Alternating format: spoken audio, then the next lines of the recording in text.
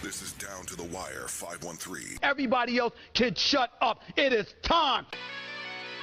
Ooh, Flyman Ring. Back in the building, man. Yo, we in the building. We back.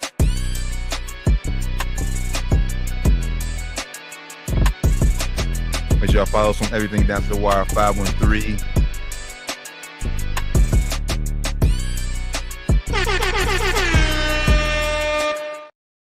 Yo, what it do? Down to the Wire 513, episode 377. D-Terran Bland, Flyman ran back in the building. How you feeling, brother? Let's go. Back in the building, brother. Feeling good, feeling great. It's a Wednesday, midway through the week, but we pushing through, man. Pushing through. How you feeling? Halfway through the week. Got a little workout in before I came in. Got hopped on. Hey, so man. Feeling a little good. So. That's the way to get it, man. That's the way to get it. And got good weather outside too. Good weather outside. Hey, that always helps out. Always helps out. Went outside for a couple walks today myself. So I'm feeling good, feeling great. Appreciate y'all tapping in with us always. Make sure y'all download everything. Make sure y'all tap in with everything Down to the Wire 513. Or as I always say, just Google us, man. That's the easiest way to find us. We'll literally pop up on everything, including the iHeartRadio app. Hey, little cross promotion, everywhere, man, everywhere. International, worldwide. Facts. Man, NBA playoffs, man, has been dominating the sports world. We can finally the Shador news is finally kind of calmed down. Calm down a bit, kind of. We do got to talk about the the fine that the coach and the Atlanta Falcons received a little bit later on. But first, man, it's NBA playoffs last night. Major collapse by the Milwaukee Bucks. That was one of the most infamous collapses I've ever seen when it comes to NBA playoffs history. I agree, bro. And when I watched it live, I said to myself, only a Doc Rivers team. Only a Doc Rivers coach team will this happen to, man. I don't know if y'all remember, of course, we here our Laker fans. If you watch this podcast, you know that. I forget. I think it was back in maybe 2010. Don't do it. Don't do it. No, don't remember. When Phil Jackson was like, "Hey, we were down big." Phil Jackson said, "Hey, we come back in this game. If one thing I know about this team, Doc Rivers coach's team. One thing I know about the Doc Rivers coach team, they're going to let us get back in this game." And the whole night, I just kept rehearing that and kept re-seeing that. Of course, he didn't say those exact words, but look it up. If y'all look it up, I'm sure y'all find it. Phil Jackson talking about how, the Boston Celtics, led by Doc Rivers at the time, was going to let us back in the game, and it did. It did. Same thing I said last night. I said only a Doc Rivers-led team would this happen to. Okay, I thought you was going the other route. Okay, that's why I was saying 08 finals, that game 5. Oh no! Yeah, no. I thought you was going that route. Okay, no. Yeah, don't want to bring that back up, but I ain't bringing it up. but even with a Doc Rivers led team, bro, you up 9 with 40 seconds in overtime, bro. What the fuck? How do you blow that? And I know Gary Trent Jr., he had 2 huge turnovers, man. That last one between the legs where he just didn't catch the ball was just inexcusable. Facts. I said he had them 2 turnovers, but I'm not putting I ain't gonna put all the blame on him. I'm not putting down on him all the way, because if it wasn't for him going off, they wouldn't even been in the game at first. He had 8 or 9 threes that he hit. If he wasn't, and he started the game out 1 for 8 for 3. So he didn't start the game going shooting good at all, but he kept shooting the ball, and they started falling for him. Like you mentioned, they wouldn't even been in the game if it wasn't for him. But yeah, unfortunately, those turnovers happen. Tyrese Halliburton got the ball. Pacers got the ball back about 18 seconds. ISO him versus Giannis. He got past Giannis too easy, pretty easy, bro. I was shocked. I'm not gonna lie, I was shocked. Now, of course, Giannis is a great defender. That's how he is proceeding. He is a great defender. But I think they actually planned to get Giannis in space. I think it was smart. Giannis was guarding Siakam.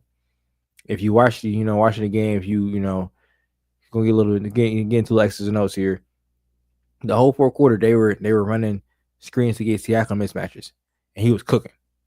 But toward the end, they started switching and they started letting Halle get that mismatches.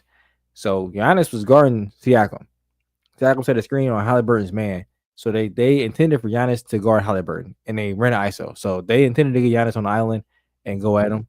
I think it was smart because having him on the island guarding the ball takes him off being the roam man and being able to roam and help off ball and help block the layup. So I think it was a smart move to have him on the ball and have Halle attack him. Because I think they knew that with him off the ball or him off the help side, off the backside, there was nobody gonna be back there for the rim protection, and he went straight at him.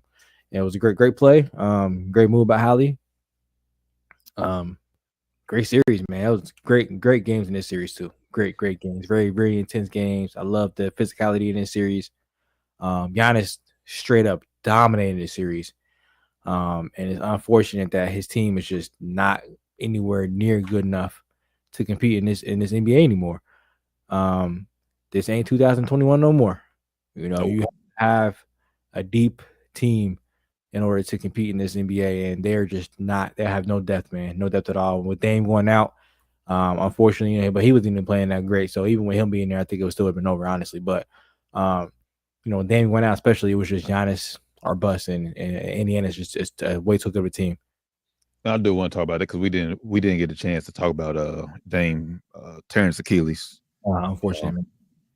Yeah, man, that's a fortunate injury, man. Hopefully Dame can come back and bounce back from the injury. Like I said, he's already on the back half of his career. So at 35, man, that's man. That's almost around time uphill battle. Uphill battle. Cole did. Yeah, uphill battle for sure. So I was just gonna say, for me personally, what I want to see from Dame, I want to see Dame come back and be able to end his NBA career how he wants to end it. Like I don't want this to be whether it's winning a championship or not winning a championship. I just want him to go out and end his NBA career on his own terms. So get well soon, Dame. Get well, man. I hate to see that, from a player of his caliber and of his stature, all time. He's on a top 75 team. So seeing him go down like that, I wanted to see him and Giannis be able to compete for a championship. Like you said, I want to see him just go out on his own terms, whether it's in Milwaukee, whether it's anywhere else in where he sees fit. I want to see him go out on his own terms, though. So, Bucks blow a 9-point lead. They end up Halliburton with the game-winning layup. Bucks lose the series. But then all the drama and fireworks, started happening immediately after the game. Immediately after the game, man. Immediately. The two teams come together that they some players dap up and say what's going and say what's up, like good series and all that, but some players they took the shit personal, took the shit too real. Nah, bro. I think before it even happened, when the game ended immediately, Tyrese Halliburton's dad is on the court immediately. Yeah, but I don't think he wasn't the first one though, was he? Yes, he came on the court with the camera crew, bro. Came on the court with the media and the ESPN, the TNT cameras. Mm-hmm. He on the court with them. Walked past Giannis, and on the sideline he's holding up to a towel with Tyrese Halliburton's face on it. Walks past Giannis, holding the towel up, and then you see Giannis turn around Giannis and holding the towel up Giannis, and Giannis he's saying that's how we fucking do it. That's how we fucking do it here in Indiana. That's how we do. That's how the fuck we do it. Giannis looking like Giannis is contemplating, like, should I fucking swing at this nigga right now? Giannis said he did not know it was Hallie's dad until he realized, okay. I think it was Pat Connaughton came to him like, yo, calm down. And then also T.J. McConnell came up like, yo, that's Halliburton's dad, like, calm down. And then I don't know how Hallie's dad got back over to the sideline, but Giannis ended up making his way over to him, and then they had another little conversation, on the sidelines. Okay. But he was on the court immediately, bro. Like, Giannis was kind of standing there like a buzzer, and he kind of standing there. But it was immediate, bro. It was like Giannis didn't have any room, any time to lead the court at all. Yeah, before the buzzer even was done sounding off, Hallie's dad was on the court. You got to find a video on Twitter, man, so we can show everybody. Go ahead. Well, I'm gonna say this. I think Tyrese Halliburton, he should be banned from singing courtside. John Halliburton, you mean? Yeah, it was his pops. Yeah, Tyrese Halliburton dad should be banned from singing courtside. You show up to the game, sit up in the suites all you want, but no more courtside. Yeah, you can't do this. If we gonna be as strict as far as fans, like saying fans like can't say racial shit or nothing to the players. Whether your son playing in the league or not, you can't be allowed to do this because it's only sets precedent. Like, oh, you gonna allow such dad be able to do this? What's gonna stop other fans from doing it? Yeah, So at this point, you're a fan. You're just a fan, bro. Yeah. So I think NBA has to come down, and I think I said he shouldn't be banned from arenas across the league or shouldn't be banned from Pacers games, but he can't send courtside no more. Yeah, I think they got to do something like that. I can't find the whole video, but he should definitely be. I don't want to say banned from attending games, but he should definitely be banned from courtside. He should not be. If you want to call it, if you want to give him a 1-game suspension, go ahead and do that. You want to come back and let him say courtside, that would be cool. But I think for the rest of the postseason, he should be banned from courtside. He came out and made an apology. Of course, he said he won't allow this to happen again. I don't think we should give him the opportunity to. You know, Right. If you want to come to the game, great. You're gonna be sitting in the box, up there, at the end of the suite. Or you can watch from the family. I'm sure they got a family center there or a family room. You know what I'm saying? Something like that in the at the Game Bridge field house that he can sit and watch the game in. When I have an opportunity to disturb the game. So that's what I'm doing with him. And I also, we saw I don't know if you saw today on First Take, Stephen A. Smith said, ain't the first time that the league has got complaints about John Halliburton. So I think the league gonna take it serious. Whether they give him a suspension or they're gonna make it known that, hey, we're not gonna allow this, because it could have got real ugly. Luckily, Giannis is the type of young man that he is.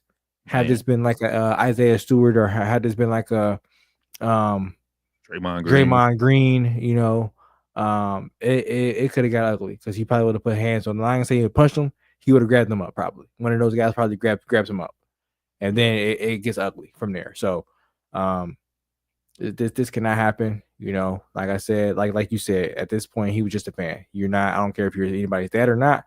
You're a fan. So I put the most blame on the Pacers security for letting him even get opportunity to get on the court, man. I've been to many Pacers games. We live only about an hour and a half from Indianapolis, so I've been to many Pacers games, and security guards, every time out, every dead ball, they turn and they scan to make sure nobody's coming down to make it a tip to get on the court. I'm sure as soon as the buzzer went off, they turned and did the same thing. They probably let him through because he's John Halliburton. They're probably used to seeing him. He probably, has a relationship with some of those security guards there. They probably just let him walk on the court thinking, hey, it's John Halliburton. Whatever it is, it's Tyrese's dad. That cannot happen. So I'll put the blame on them. Whether that was the case or not, I put the blame on them. Facts. Like we said, you don't want that precedent. You don't want this to be an ongoing thing. So NBA, go ahead and nip it in the bud right now. Yeah, we got somebody in here said it's Halliburton's daddy's boy. I don't know. His mom was there too. Mom was there too. Shout out to the Halliburtons, man. Giannis will make him hold his pocket. Giannis will ball him up like a paper ball and throw him in the trash can. Facts.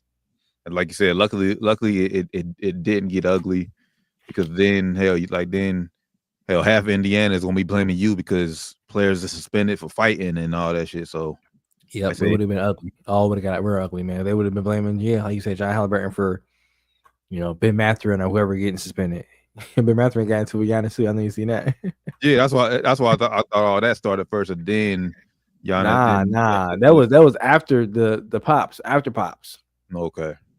Which is I was watching live and I thought that happened too. I thought the sequence was Mathurin then Pops. Nah, Pops. I saw on Twitter. I was like, oh shit, Pops came out there as soon as the buzzer hit. Like, man, Pops is crazy, man. He's tripping. And shout out to Tyrese Halliburton. He called him out. He said, in the post game presser, he said, Pops totally in the wrong. He shouldn't have did that. He said he checked him. We talked to him and told him, hey, stay in the stands, man. You let me come to you and celebrate. You don't come out there in the court. And that's how it should be, man, for sure.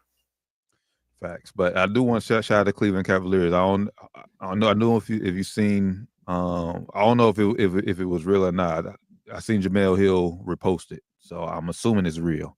But did you see what possible shirts they could be wearing on Sunday? No, I did not. So basically, just said, I mean, obviously it got the Cavs logo on it, but it basically said "Control your dad."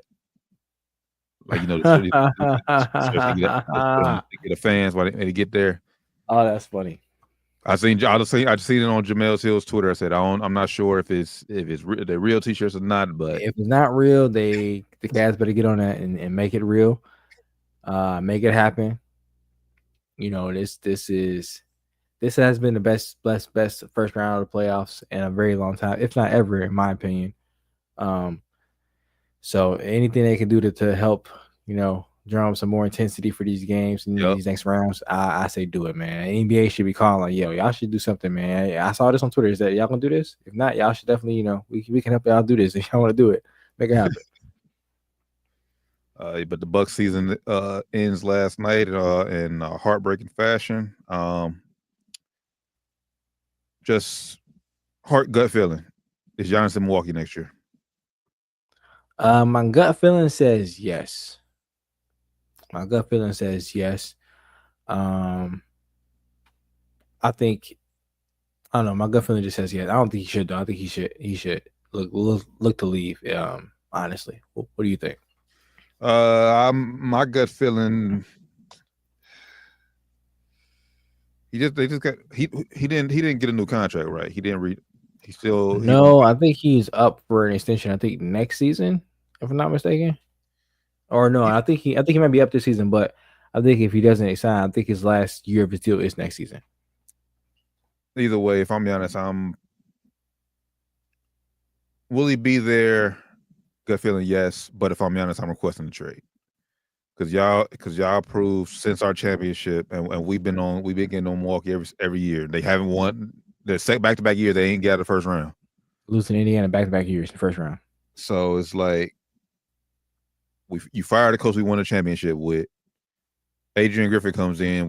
We're having a winning season there. Then you fire him. Then give me Doc. Then Doc Rivers comes in, and we get worse. Yeah. Yeah. If I'm Giannis, and you have to look at like what if you're honest, you have to look at it. What are your team's avenues to getting better right now? Right. What options do you have to get better? Like be realistic. Like look at the landscape of the league. Look at the landscape of the CBA. What are your options to get better? There are not many options for them to get better. Nope. And Dame's going to be out all next year for sure. Mm-hmm. So you don't have that block there. You don't have that block to trade. You don't have that block to do anything with. And I looked at Giannis' contract. He's 25, 26. He's locked in 54 million, and then 26, 27 locked in 58 million, and then 27, 28 is a player option. So I think he's eligible for extension this year, I believe. But if we don't sign him, then they can trade him, of course. That's why I think he's going to be there this year, because he has two more years left there on his deal. And unless he asks for a trade, I don't see them just shopping him. I don't see that happening. And I don't see him asking for a trade, honestly. Especially next year with Dame. Dame's gonna be out all year. And it ain't like Dame got traded or something. Dame got hurt. So I don't see him asking out next year.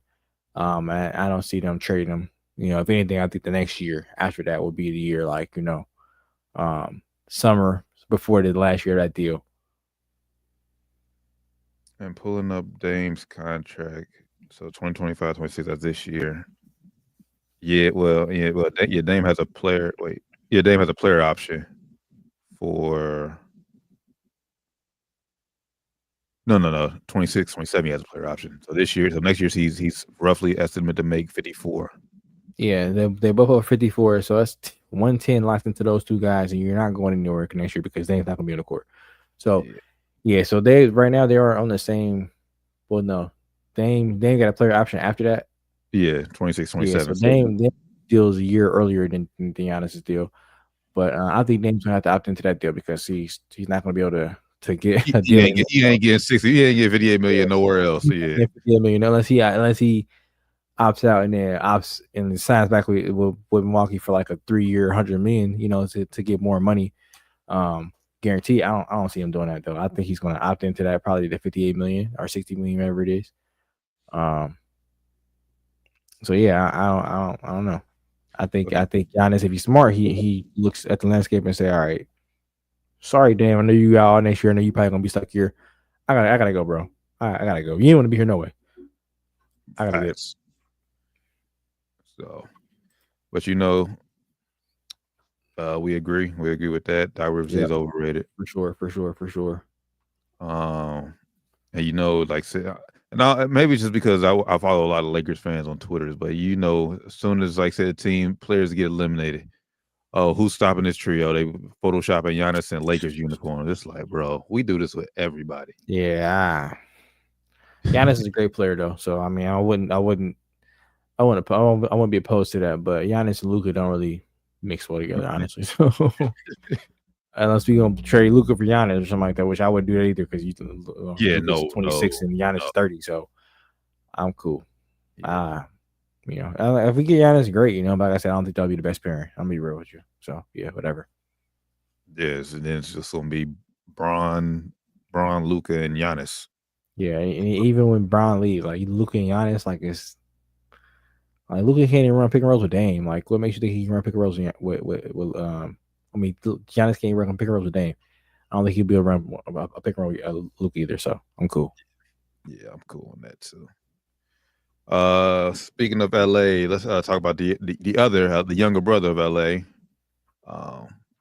Surprising performance last night. I mean, the Clippers just didn't show up last night, or Jamal Murray finally showed up. I think that's really what it really was. Yeah, Jamal Murray had one of those bubble performances, man. Man, but Denver, man, from opening tip, they set the tone.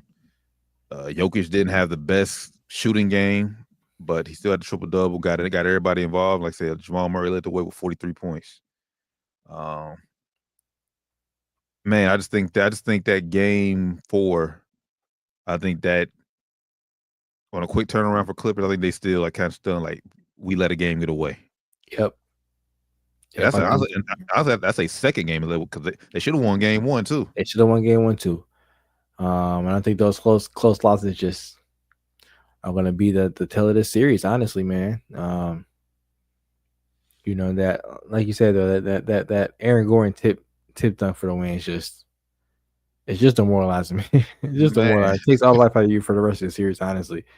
So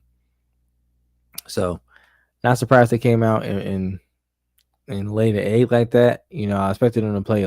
I expected if that were to happen, I expected Jokic to have like just a 50-point triple double or something crazy like that. I didn't see the Jamal Murray coming out party again happening. You know, I saw him maybe getting 20, 25. I didn't see him going for 40 plus. So shout out to him. You know, but also the Clippers, man, you gotta come to play for that game. Do the Clippers force a game 7? And this next game is in Denver, or it's in Clippers, or it's in LA, right? Back in LA, yep. I'm gonna say yeah, man. I'm gonna say they're gonna force a game 7. I think I originally picked Clippers and Clippers. No, I put Clippers in 6. Damn, that ain't gonna happen. I think you picked Clippers in 6 too. That picked Denver in 7, so he might be right. I'd be right, man. But yeah, I'm gonna say Clippers are gonna force the game 7. What do you think? Yes, I think they go home. They get the win, and honestly, I wouldn't be surprised if it's a blowout win, like game 5. Like I think Clippers do or die. Hell, I think this could be a game. Kawhi and James Harden just both go crazy, and game get out of hand early. And I think if that's the case, then Denver's just gonna rest their guys and get ready for game 7. Yep, I agree, man. I think Chris Dunn is gonna take that 40 piece that he took for Jamal Murray personal. Yes, come out with a vengeance on defense. But that's easily been the best series of the first round so far. And it will only be fitting if that series wins 7. So hopefully we get that. I hope it does, man. I want to see 7 games in that series, man. It's been some great. Of course, like you say, we had some blowout games, but still, it's been great basketball to watch. Intense basketball. So I want to see that go 7 for sure.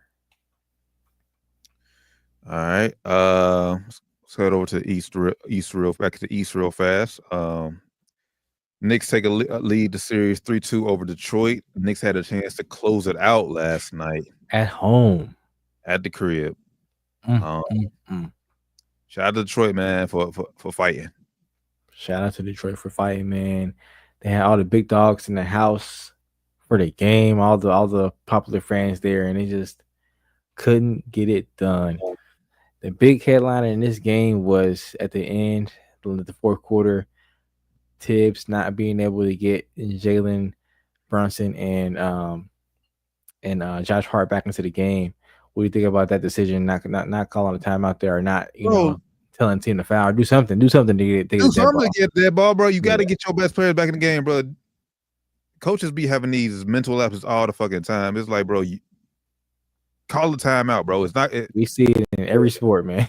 Coaches would be like having brain farts in the most important moments of the games, where it's just, and it'd be the most experienced coaches too. He's been in the league forever, bro. Like, what are you doing here, Tibbs? What are you doing here? Yeah, that's. I don't get that, man. And now they're in jeopardy of going 7 because I think Detroit's going to get the dub back at.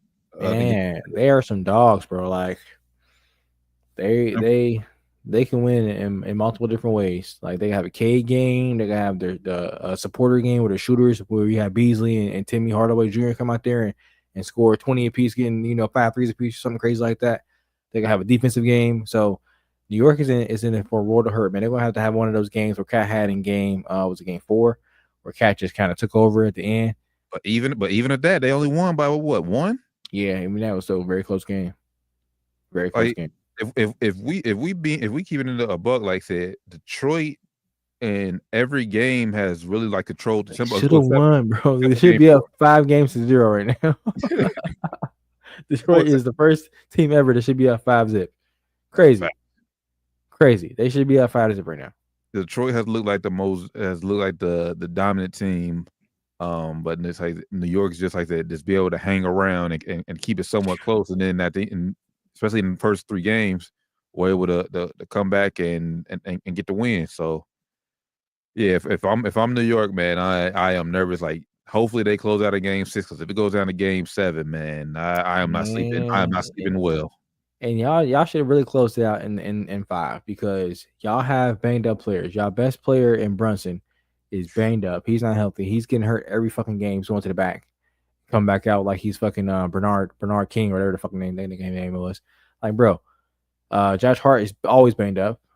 Cat can always go down any moment. So you really should be taking your opportunities and closing these series out when you have the opportunity with your team like New York, especially when you're supposed to have championship aspirations. Now, obviously, they're not a championship level team, but they came into this season in the postseason thinking, hey, if anything happens, we can definitely make a run and at least get to the conference finals. At this point, right now, if I'm them, something got to change there in the offseason, man. Y'all did a lot to get this team where y'all have it now, but yeah, you can honestly see y'all are not anywhere near where y'all want to be at. Y'all are struggling with the Detroit Pistons in their first playoff series since fucking 2008 or 2000 what? Like it's fucking our first playoff win since 2008. Like y'all are way off right now. And y'all, it's really alarming because y'all used all y'all everything y'all had, all y'all fucking ammo to get the players y'all have now. Y'all have no ammo to get anybody else now.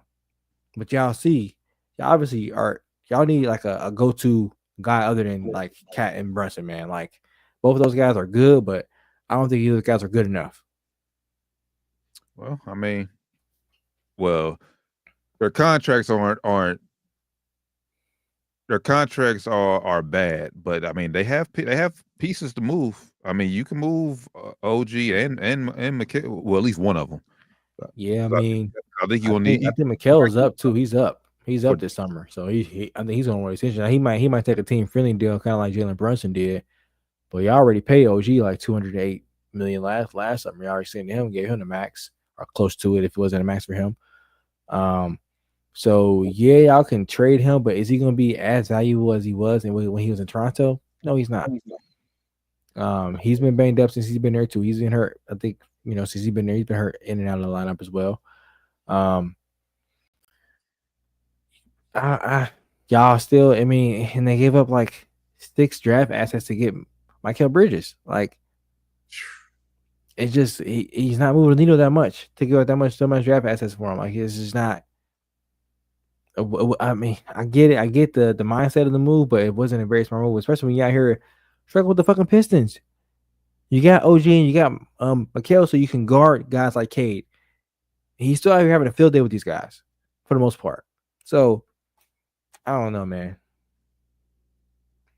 Well, their biggest thing too is, I mean, down low. Like I said, they're like a size. Like all they got is Mitchell Robinson coming off the bench. Yeah, they're like a defensive size down low. Is what the problem is. Like, yeah, Cat, you're the best shooting big man of all time. You want to keep calling yourself that, but bro, can you guard the paint? If Jalen Duren had an offensive game, oh my God, Series would be over. If series already should be over anyway, but series would definitely be over. Because I mean, unfortunately, he's been kind of unplayable in some instances in the series. Because even on defense, like Cash stretching him out to the 3-point line, he's just not able to compete out there at all, man. Like it's kind of sad.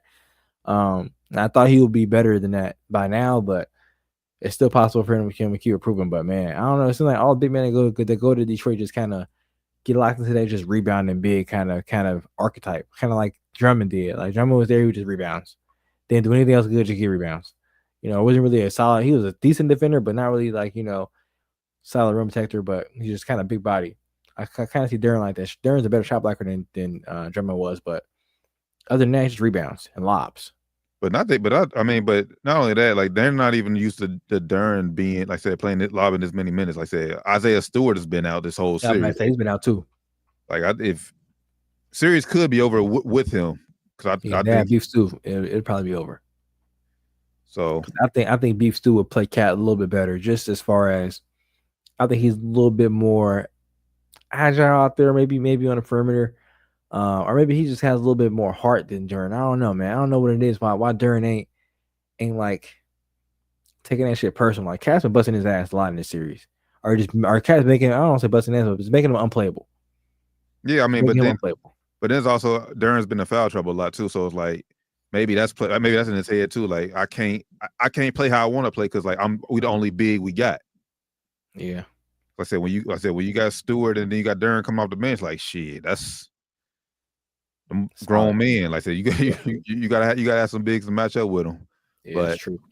I do like Detroit to force a game 6. I do think this series is going 7. Like I said, Knicks, they should close it out last night, especially when you got Boston waiting. Yeah, Boston just chilling, man. Boston gonna do whoever they get in this next round, probably how Cleveland did Miami. Yeah. New York getting swept.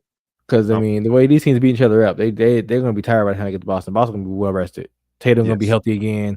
Jaylen Brown, he's gonna be back good. They're gonna be good. They're gonna be ready to go. Yeah, they closed out their series last night, knocking off Orlando. Game it was close the first half, but second half Boston flexed their muscle. Man. Show the dominance. Show the dominance, man. So yeah, Boston, they're chilling right now at home, waiting on the winner of the Knicks and Pistons series to get wrapped up. Pacers, Cavs, as we mentioned earlier, their first game will be on Sunday. They ain't wasting no time. Yeah, they ain't wasting no time. Okay, I like that. So that just means later on, like game 2 or 3, it might be 3 days off between. Yeah, it's gonna be pushed back. They're gonna get a little bit of rest in there. As right now, currently, Golden State 3-1. They take a 3-1 series lead over. They got 3-1 series lead over Houston. Man, was I wrong in that one? Houston, man. Outside of game 2, I mean, you said you didn't. I said game 2 we have a Jalen Green type game. Yeah, you called game 2 for him, but like you said, the rest of the series, I didn't see him having a good game 2, and luckily for him, he did, because the rest of the series he's been almost under 10 points almost every game. He's been not very good. I think I read article earlier from Tim McMahon on ESPN. He says Houston's gonna be looking for a star next year. Because I'm hearing rumblings about KD, man. Rumblings about KD. I'm not sure how. I mean, if I'm KD, I'm cool. unless you go on somebody else. Because who else they like if you Phoenix and you we make that trade, you gonna get Jalen Green back. I mean, if I'm KD, I wouldn't want to join the team right now with keeping everybody as a free agent. They keep everybody they got and just add me. Like we're not gonna be good enough for them and then me. We're not gonna be good enough. Like no. So I don't know. Let's say get somebody else or plan somebody else in free agency. KD and Sangoon, Fred VanVleet lineup is not getting more legs. Well, Van Vliet, man, he ain't the same like he was in Toronto. Like something. Hey, he had a good game. What game was that? He had like 5 threes, 6 threes, or whatever game it was. He balling tonight too. He got 20. I know last time I checked, he had 21 in the third. So let's go, Freddie. Come on, man.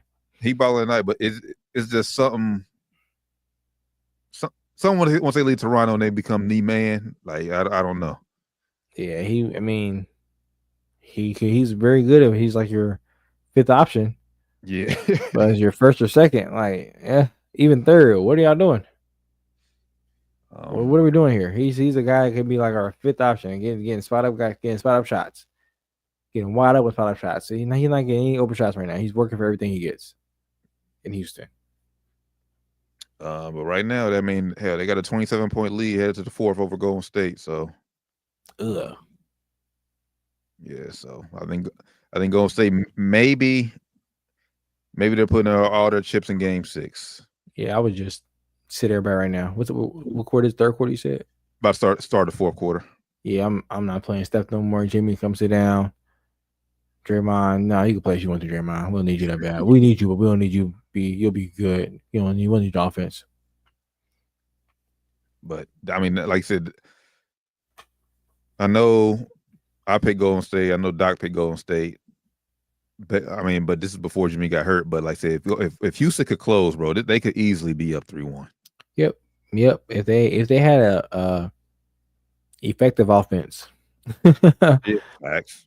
If they had the effective offense, they would be winning this series. Their offense, half-court offense, is just terrible. What do you think of the game for them going to Sagoon? It's the best option you can go to. I mean, unfortunately for him, he had Draymond Green on him, and Draymond Green plays some outstanding defense. I don't know about the isolation. You know, I would have probably tried to get him in a more of a catch on the triple threat to where he can kind of face up and then kind of make a move like that. Because out of isolation, he kind of, I mean, he got to his spot, but Draymond kind of walled up and kind of kept him from getting deeper into where he really wanted to get to. I was more than not, like I said, I know he can make it, but I didn't like that jump hook from the free throw line. Like, yeah, that's why I don't like the ice. I like you got him dribbling the ball from 3-point line. Like, bro, he's not a guard. What are we doing here? Like, you want to face him up at the 15 to 17 feet out and have him start dribbling from there. All right, I can kind of get with you there, but he got the ball like Fred got him. They wanted to get him ball in the inbounds, but he couldn't get it. So Fred came and got it to him. He was well 24 feet out from the basket, and him that far from the basket is exactly where the Golden State Warriors wanted him. Yep, but that just goes to show back to the original point. They don't feel Jalen Green is that star yet, because obviously in that situation, give him the rock, let him make a play. Yeah, I mean, their best player is Sengun, so they went with their best player in that situation. I guess you could argue that if they went with a guard, they probably could have got a better look, even a better. Well, probably not with Jalen Green. His decision making is not the best, so probably not. I mean, I would say Van Vliet, but kind of small to get a shot off. Yeah, he ain't getting past nobody no more these days. And they went to him. I forget what game that was. He almost hit it. His shot was online. I think it might have been the game before that game. Game 4 or game 3. Yeah, the shot was online. But he came up a little bit short, airballed it. But yeah, it looks like this game is over. Both Houston and Golden State resting their guys in the 4th quarter. Van Vliet got 23 on 8 of 13 shooting. So yeah, so Houston Golden State is going to Game 6. I believe Game 6 is on Friday. Be in Golden State. Back in Golden State. Man, it's going to have to be a game where Fred VanVleet keeps them. I ain't saying he got to go out there and be dominant. He got to keep them like in check though. Keep Jalen Green toned down. Keep him lax. Keep him kind of calm. Like don't let them let the crowd get them hype. Even though the crowd, it's ain't Oracle Arena, so the crowd might not even be that crazy. As they used to be. They had a game 7 in there yet, or a game close that game in there yet? I'm sure they have. Chase Center.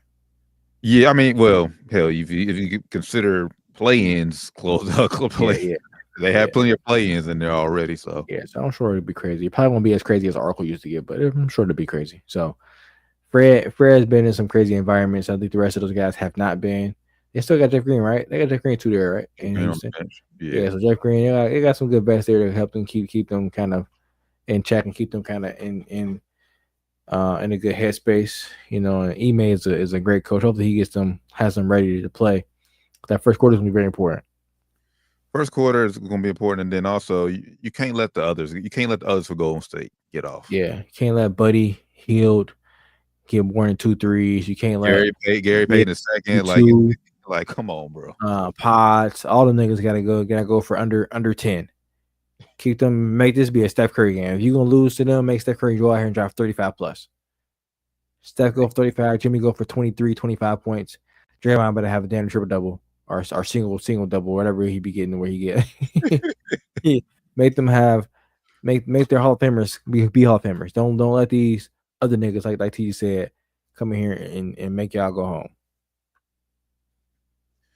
So we'll talk about that. We'll talk about that more on. Let's see. They do play Friday. So all right, definitely. We gotta hop on here for Sports and Spirit Friday for sure. Then the game of the night. Well, game is about to take place about 30 minutes. Lakers T-Wolves. I know we all picked the Lakers to win. We did. Before we preview tonight's game, game 6, what the Lakers must do to win, or game 5, what the Lakers must do to win. I want to go back to game 4 and how that game ended. I'll go ahead and let you start. But I've seen a lot of people blaming JJ Redick for not getting the starters any type of rest in the second half, and blaming that for the reason we lost. Yes, that's been a headline of the game and of the of the night, of that night so far. The first time in modern NBA history where a head coach has not made any subs in the second half of a playoff game. But I'm gonna go out and say I don't blame JJ for doing that. I think he went with who he thought gave us the best chance to win a game. That's our best 5. Now of course it's very small. Our tallest guy there is LeBron at 6'9", Rui at 6'8", 6'9". So, we are definitely limited in size, but that's our best 5. That was, I think, what he thought and what I thought was a must-win game for the Lakers and for us. We had to win that game. We didn't win it, so it put us in a terrible spot now where we still can't win the series. But we know JJ and LeBron and Luka, they know going down 3-1, the chances of you winning the series is not very high. I'm sure they are still believing they can, but being a player, you're not going to just go out there and say it's over. But I know they know the history and how that shit goes. But I don't blame JJ for doing that. It was a must-win game. If he can go back and do it again, I'm sure he would probably give them a break. We went into the fourth quarter up 10 points. I think that would have been a great time to go ahead and sub at least LeBron, a combination of LeBron, Rui, and Luka. Get two of those 3 guys a blow right there. No Diddy. Get those guys out. Two of those 3 guys out for at least two minutes. And then bring one back in for the one you didn't take out and kind of play it that way. I would have probably did that. I would have probably brought in Gabe Vincent and maybe Vando in for some defense and some shooting, and let AR run the offense for a little bit and took LeBron and Luka out for a minute, or vice versa. Take LeBron and AR out, let Luka run offense, or take Luka and AR out, have LeBron run offense. I did something like that to get him a blow. Yeah, man, I'm with you. It was definitely a must-win situation. So I'm not putting the blame on JJ Redick for playing the starters. Like I said, he went with the best guys, and that's the thing as a head coach, bro. It's damn if you do, damn if you don't. Because let's say he does take them out, and Minnesota cuts the lead down to whatever it is. Then he goes like, Oh, why'd you take LeBron out? Why you take Luka out for? We rolling. We rolling. Why you do? Why you mess up the rhythm? We rolling. Yeah, so it's damn if you do, damn you don't. And we've been saying this all year. Well, since the Luka trade happened, like I said, we're already not a deep team. Yeah, Gabe Vincent has had moments, very small moments, but like if any Lakers fan, would you trust him to be in a big time spot in the playoffs? No, this ain't Miami. This clearly ain't the Gabe Vincent from Miami no more. Yep, it's not him. It's not him. Yeah, I think Vando could earn more than 7 minutes, but I said by the time second half, where it's a do or die, I'm rolling with Bron and Luka. And hell, Rui was hot, so it's like, Yeah, why we gonna take Vando out when Rui was cooking? Yeah. So definitely not mad at JJ Heat, but like, obviously it's another must win tonight. I do think he will be a little bit smarter about playing his guys, because now, as I said, now with games every other day, like I said, this was our last day where we had 2 days of rest. Now we got every other day. Now you really can't can't play. Gotta be careful. Gotta be careful because you got rid of that, and you got travel between that too.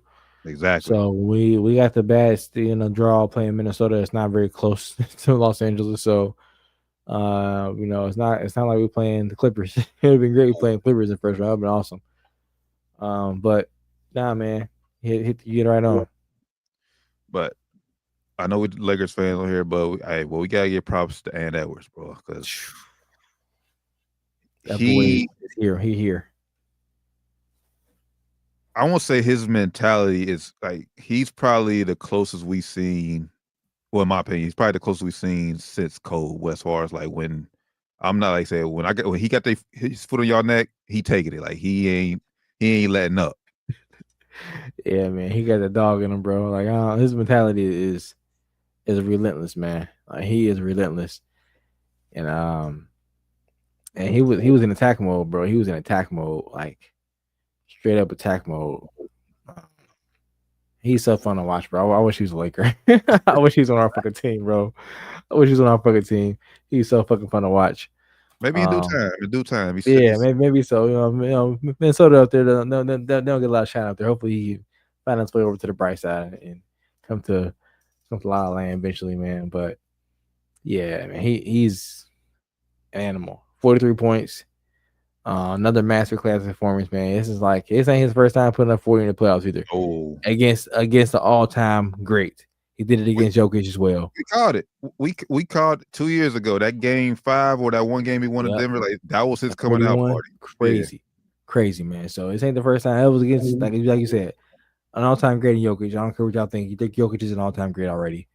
And this was against LeBron and Luka, like two of the best players of this era for sure, and he just came out and took the game from both of them.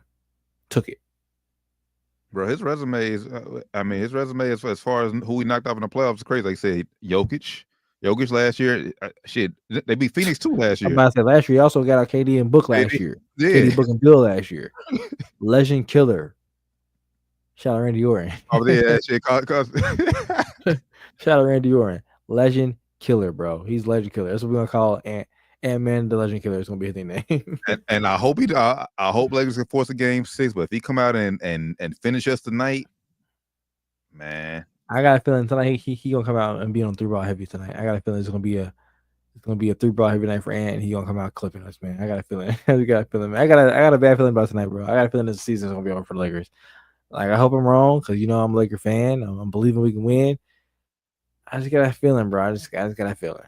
Now, when you say believe we can win, you believe we can come back? Like, can we come back? Oh no, series over. Okay. I think Minnesota is too good of a team for us to be three games in a row. No, I don't see it happening. I think series is over. Now we could do it. We have two of the best players in the world, so I mean it's possible, but obviously we're too incomplete of a team.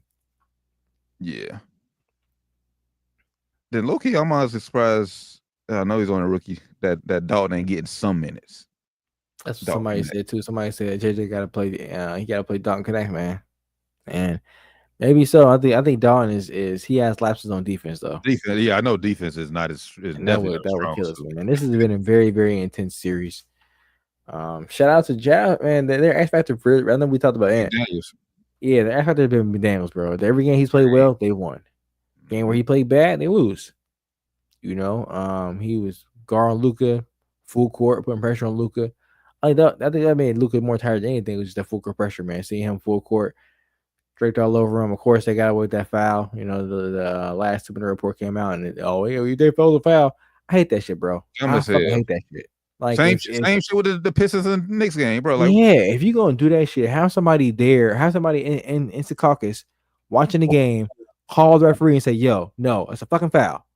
Fix that shit right now. It's a fucking foul. Go back or pause the game for five. We already paused the game in here to review all this shit. Pause the game, call the caucus. Yo, before we call this foul or not foul, are we gonna do last 2-minute report? Y'all call this shit a foul? If so, let's make it right now. Y'all already pausing the game. Might as well get it right.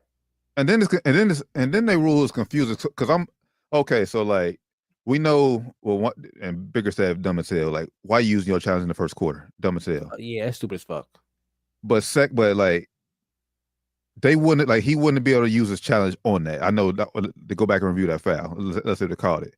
But it's dumb as hell because when Bron smacked Edwards with the ball that was hands. They said, now, I guess you could say that because it was a dead ball at that point, but still, bro, because they ended up fucking us over anyway. We called timeout after that shit, and they challenged the play. Yeah, during our timeout. And so we lost timeout, and their referee should have gave us timeout back. They didn't do that shit. I don't know if that's real or not, but that's the right thing to do would be to give us timeout back and make them use their timeout for the challenge. But I get what you're saying. They didn't do that. I get what you're saying. For it was a dead ball, so they had it. But shit. If I'm the Knicks Pistons, that's the end of the game. Why not go back and you should be able to review that too. I think you should be able to review that too, man. You should be able to review that shit. And it was a clear foul too, so I don't know what they're looking at. Or if you were, I don't know, you had a baseline ref and a sideline ref. I'm not sure how neither one of y'all motherfuckers caught that shit. Inexcusable. And then the Laker game too, inexcusable, man. Like it's like LeBron said in his presser. Y'all tell us hand part of the ball anytime y'all don't call that fucking foul. But now it's not part of the ball. Exactly. That's fucking bullshit, bro. It's fucking bullshit. And then you come out and say the referee's excuse for Lucas trip was marginalized contact, what they were saying. Bro. And then let's turn report, oh no, his foot was there. It's a trip. Nigga, which one is it then?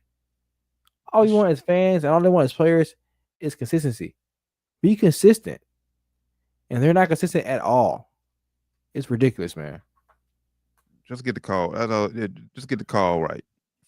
That's all we care about. But like I said, but they've been too inconsistent with this challenge bullshit. Like I said, they review one thing, then they determine it's a foul, they can call a foul. Like, bro, like it's been inconsistent all over. Like I said, the games have been phenomenal, but like I said, the reffing has been terrible. Reffing has been terrible, man. I love the intensity of the game, so I do like that they're letting them play.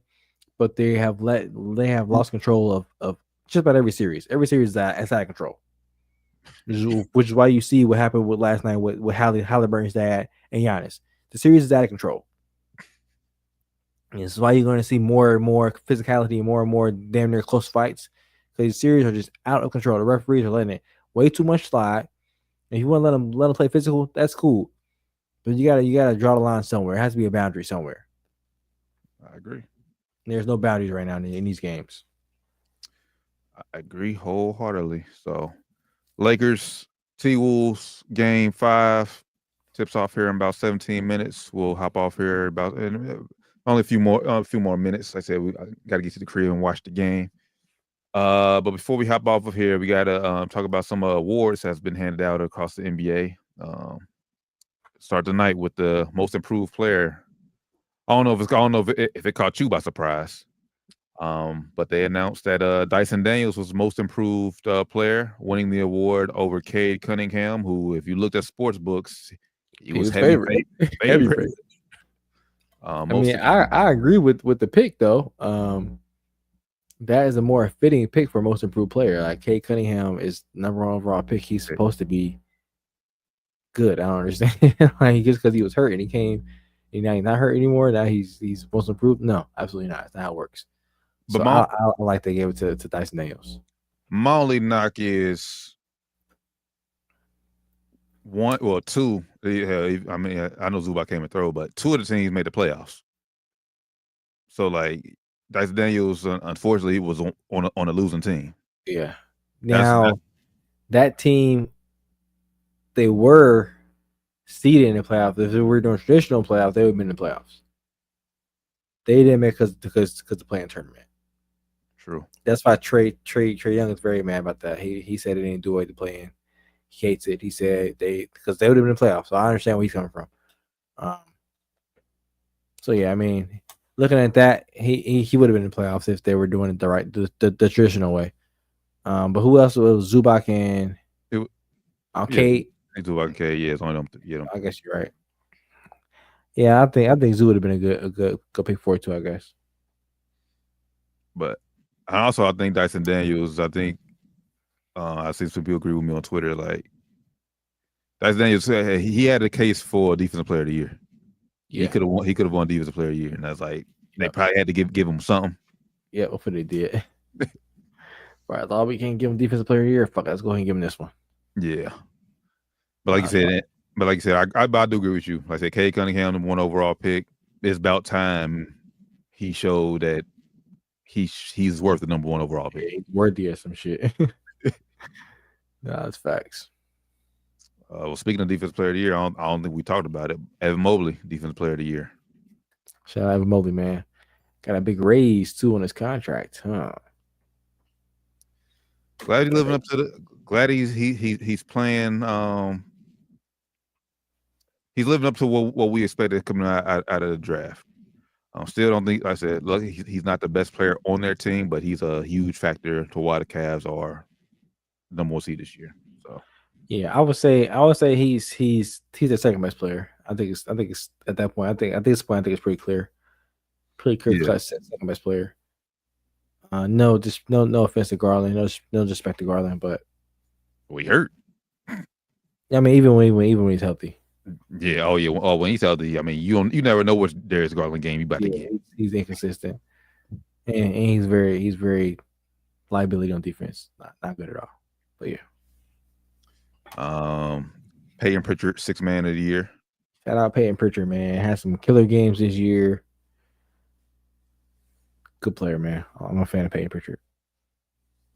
And we talked about Brunson winning clutch player of the year. Shout out Brunson. So yeah, those are the 4 awards given. Oh no, we missed one. 3 awards. It was 3 awards. We've got a Rookie of the Year. Stephon Castle. Shout out Stephon Castle. Spurs back-to-back Rookie of the Years, man. Big, like, didn't we just had this another year? I guess one was another team who just did rookie. No, that was NFL. NFL did that. The Jets did it. No, they had same year. Sauce Gardner and Garrett Wilson. Yeah, same year. That's dope. That's dope. But yeah, shout out Stephon Castle had David Robinson, Tim Duncan, and Wemby. Yeah, that video looked crazy. Tim Duncan looked so short in that video, bro. He has surgery done on his knees, son, because he don't look 7 foot. He looks so short compared. I mean, I know Wemby is 7'5" or whatever the fuck he is. Nate Robinson is a big tall man too, 7'2" or some shit. But he look like he a little bit taller than Stephon Castle. I'm like, bro, is Timmy 6'7"? What the fuck? He must have some lifts in his shit, some lifts in his what's going on, man? It's crazy. Let me check, make sure. So those all the NBA news caught up. Shout out to the Vegas Golden Knights, man. Got that big win last night at OT. Okay. What's that series? I think we're up, or no, we're up 3-2. 3-2. Okay. It was tied 2-2 last night. Big game last night. Game 5 was OT. I was up. I was starting to stay up, and I was like, I can't do it, man. I had to go to sleep. I couldn't do it, man. I crashed.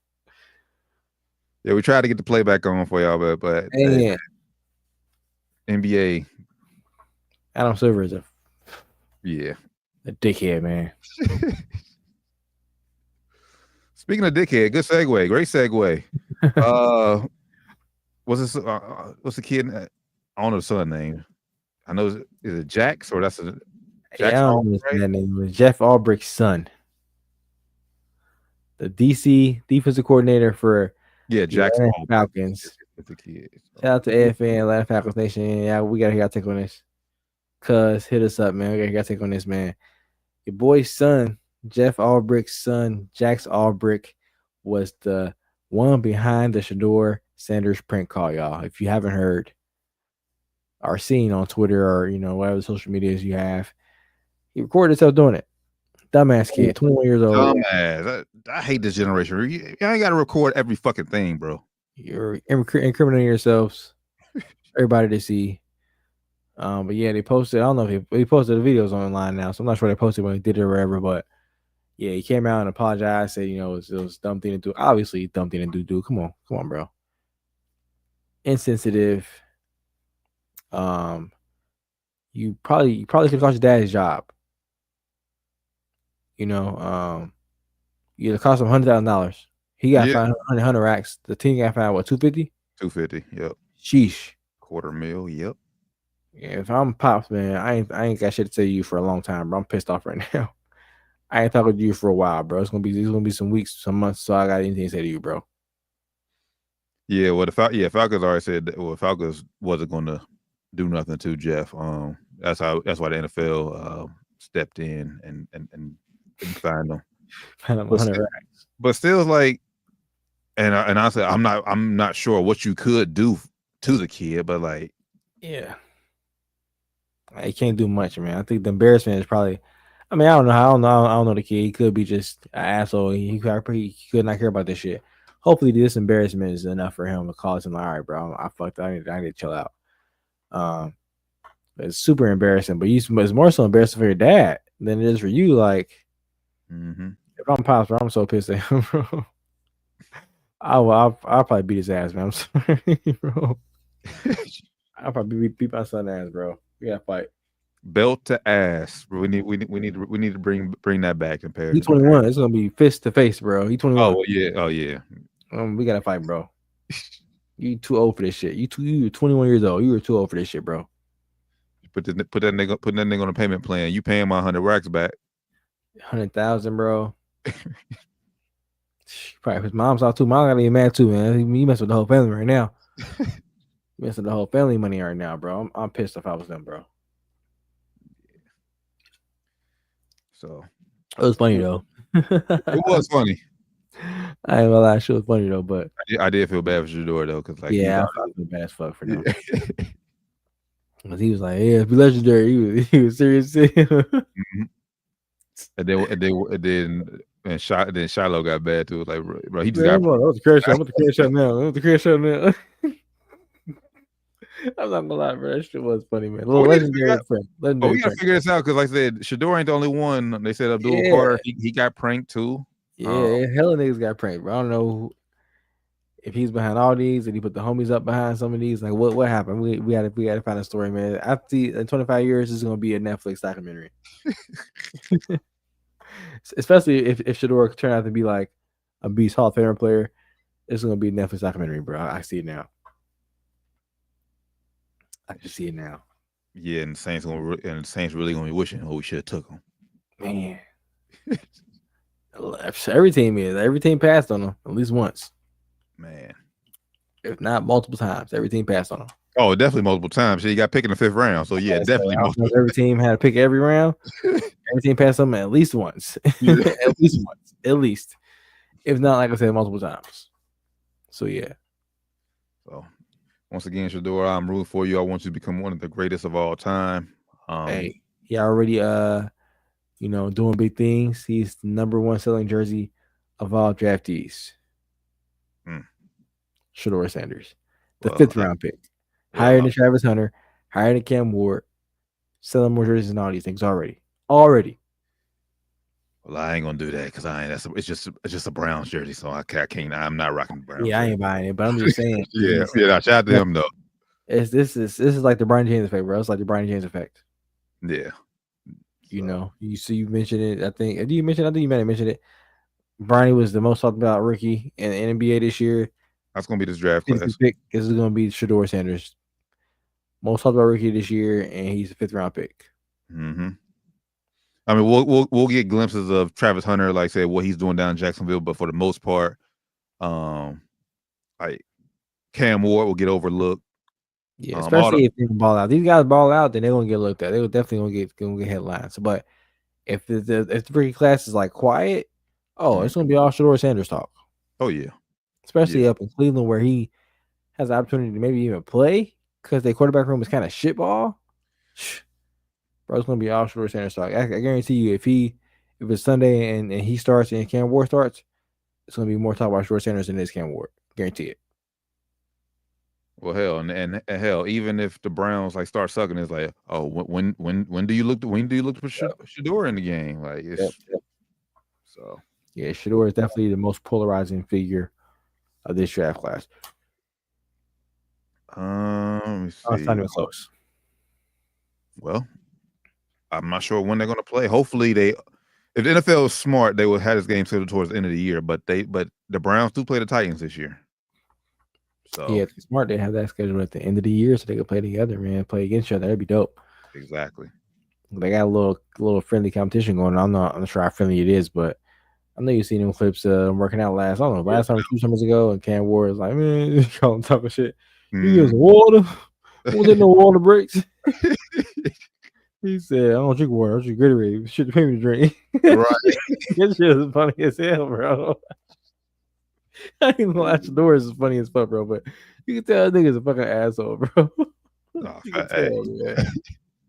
I don't drink water. I drink Gatorade. Should have paid me to drink. That's that prime. That's that prime in him, boy. He definitely is daddy's child for real. Yeah, this nigga is something else, man. No Cam Ward probably like, man, you probably hate that nigga, bro. He probably happy as fuck nigga sliding. He probably like toilet bitch ass nigga. He's gonna slide. He probably hates Shador, bro. All right. Before we get out of here, just real quick, got probably about 10 minutes because this game's still in the third quarter. Golden State cut it down to a 16-point game with 4 minutes left in the game. Houston put their starters back in, so he ain't playing. Yeah. Hold up, man. Hold up. Get out there, man. Hold up. We can't lose this game. But real quick, I just want your thoughts if you've seen it. I'm pretty sure you have it. What's going on down in Tar Heel land, bro? What's going on with Theo Pinson? Pinson.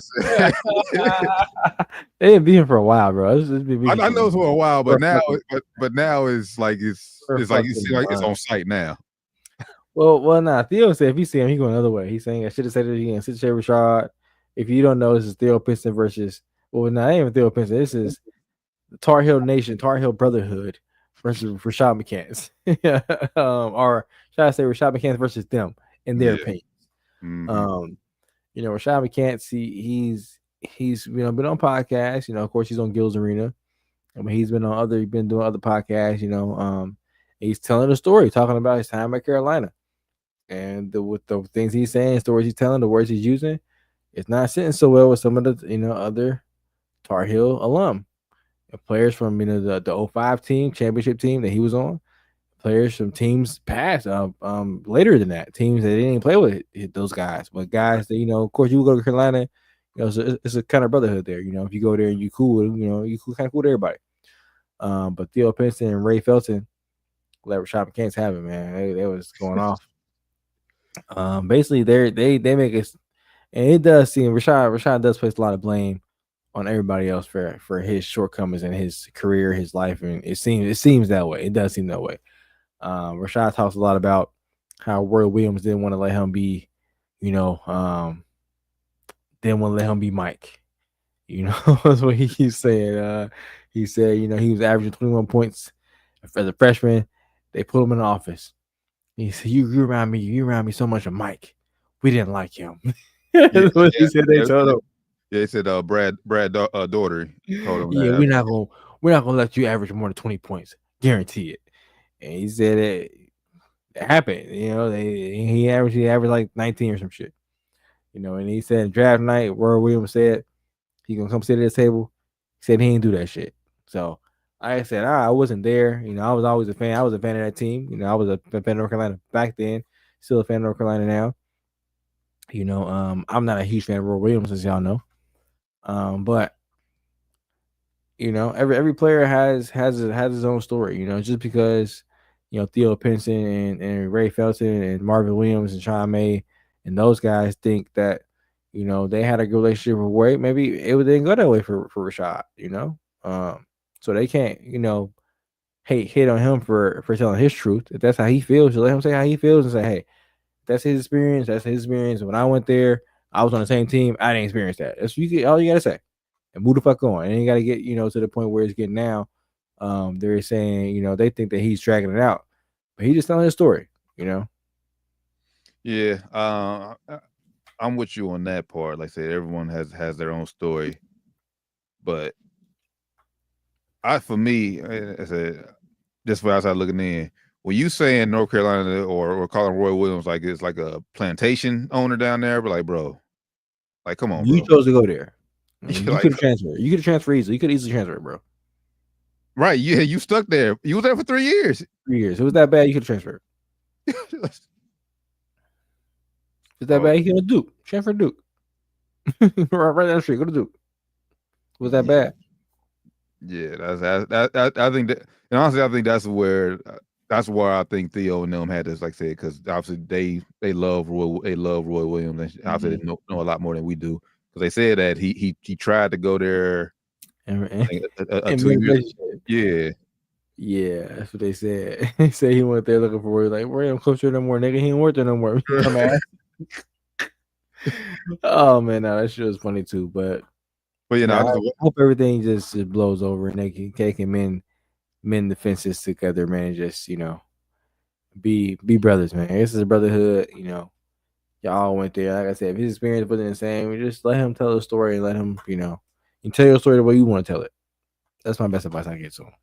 Yeah, but yeah, I'm already iffy on Rashad McCants now, because like he clearly telling, like, he's just saying shit to try to be clickbait, basically. Clickbaity. It do be seeming like that, man. And like I said, it seems like it's always somebody else's fault why he didn't turn out to be what he was supposed to be. Like it's like Theo Pinson or like Ray Felton said, he still win Lotto. He still win number. I think he was top 10. I think he was number 10 pick, number 11 pick, something like that. It's definitely a Lotto for sure. Yeah. So he still win lottery. But your career didn't turn out the way it is supposed to turn out because of you, bro. It wasn't because it because of you. You gotta take accountability for your shortcomings at some point in your life. I agree. And shit, that's what anybody. Shit, you control you control your life. You control what you want to do with your life. It's your life. So I was a big Rashad McCants fan. Still am. I still say he's on Gills Arena. I watch Gills Arena a lot. He be saying some crazy shit, so I don't agree with his takes. But back in the day, I was a huge Rashad McCants. That was one of my favorite players. I was a huge North Carolina fan. He wore 32. That's one of the reasons why I like wearing 32 too, because I was one of my favorite players growing up. So I thought he was a great player. And Ray Felton and those guys they always give him credit. Say he's one of the best scorers you ever played with. So they give him his props on the court. They just don't fuck with him off the court no more. Yeah. So I just wanted to get your thought on that. I know you're a huge Tar Heel fan, so I'm pretty sure I said you've seen that as a recent. I said it's been going on for years, but it's been going on for a while, man. I've been following it though. Rashad been talking shit since he's been on Gills Arena. He been talking shit publicly about Roy. And that's probably his first time being that kind of publicized since he's been out the league and whatever. So it's coming back around. He's always been kind of negative about Carolina, but now that he's on Gills Arena and they getting popping, it's coming back out now. Yeah.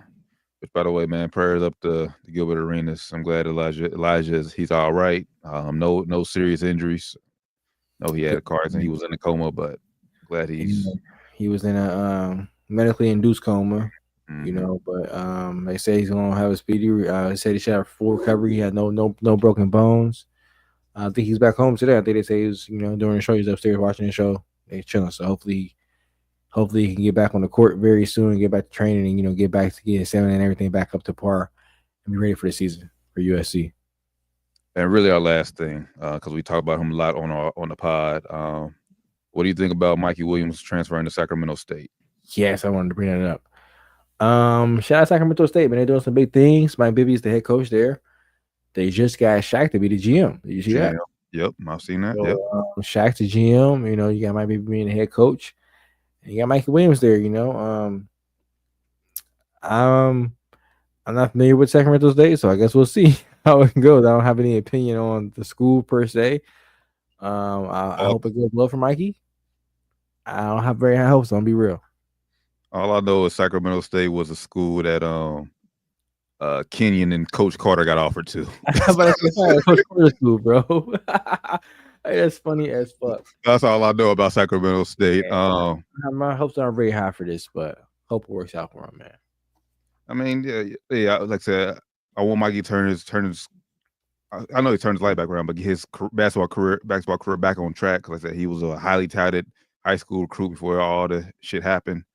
As we said, like I said, one of the entered transfer portal that he had to make his next move, his best move, because I think this is it.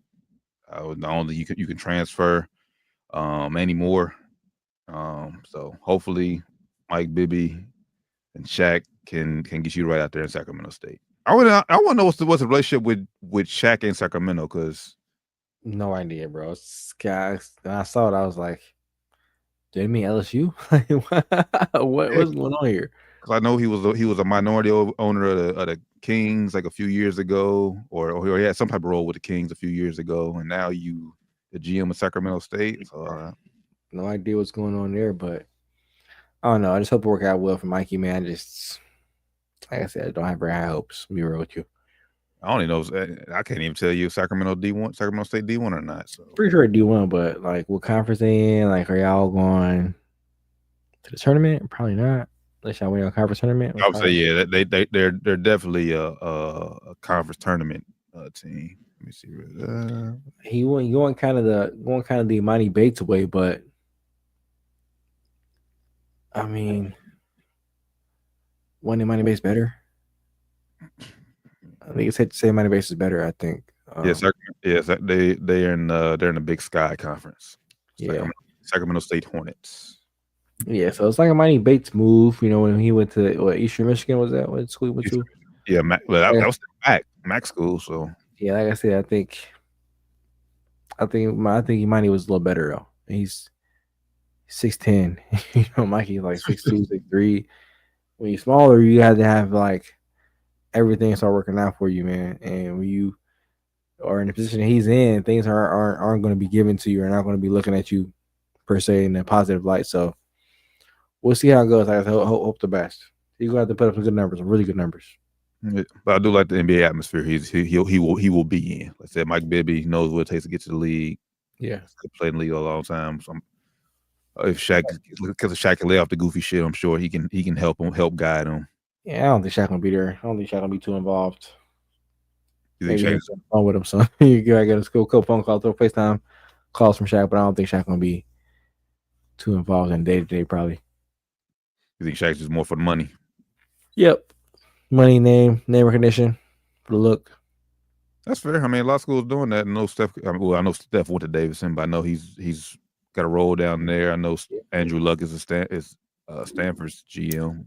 So. I hope this ain't just a look, a name look for Mikey. Though I hope he didn't just go there just because they got Mike Bibby and Shaq. If he did, it ain't gonna go well.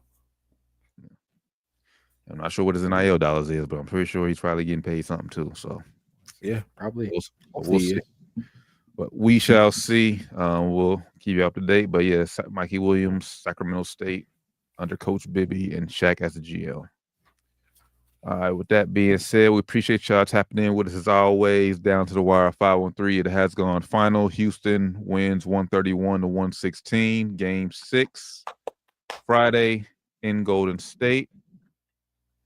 And Lakers T-Wolves Game 5 is up next. So no further ado, we're about to hop over here for the good brother Flyman Rand, Josh Evans, the Taryn Bland has been down to the wire 513, episode 377. Catch y'all this Friday for Sports and Spirits. Until then, y'all have a safe, blessed rest of the week. We'll holler at y'all on Friday. We out. Peace.